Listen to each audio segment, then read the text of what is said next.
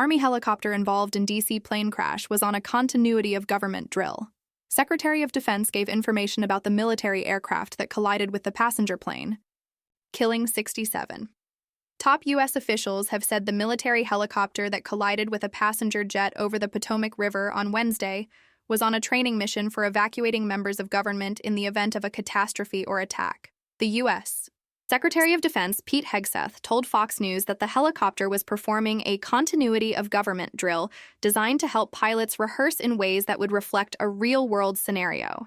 Hegseth declined to go further, saying he didn't want to get into anything that's classified. The UH-60 Black Hawk Helicopters Unit, the 12th Aviation Battalion, is assigned a mission to evacuate top U.S. officials from Washington, D.C. to secure locations in the event of an emergency. Those locations include Raven Rock Mountain, a facility in Pennsylvania constructed in the 1950s for use as a command center in the event of a nuclear war.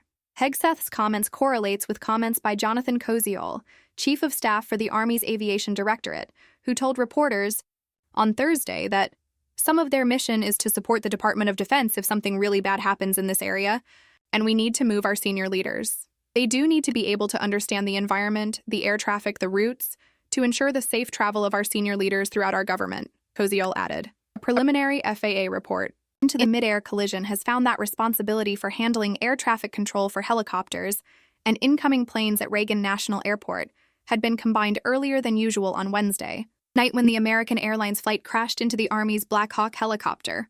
All 67 aboard the aircraft involved were killed, marking the deadliest American aviation crash in 16 years. Typically, responsibility for handling helicopters and planes are separated in the busy airspace from 10 a.m. to 9:30 p.m., the New York Times reported. After 9:30 p.m., when traffic slows down, the duties can be combined.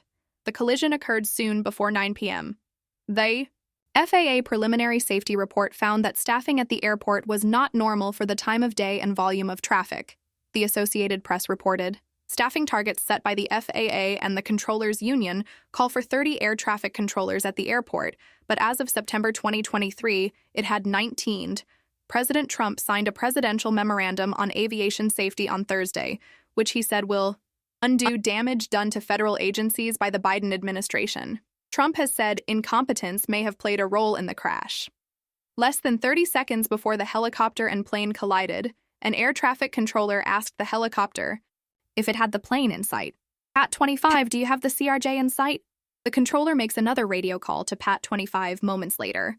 Pat 25 passed behind the CRJ, referring to the Canadian-made Bombardier CRJ 700.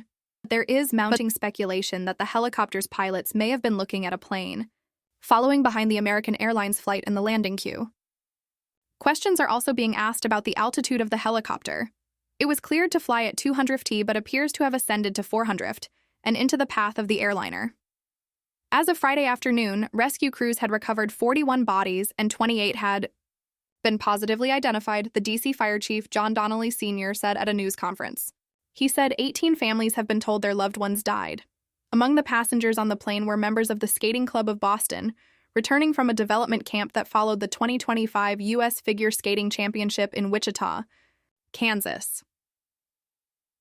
The victims also included a group of hunters returning from a guided trip in Kansas, 9 students and parents from Fairfax County, Virginia, schools, 4 members of a steamfitters local in suburban Maryland, and 2 Chinese nationals.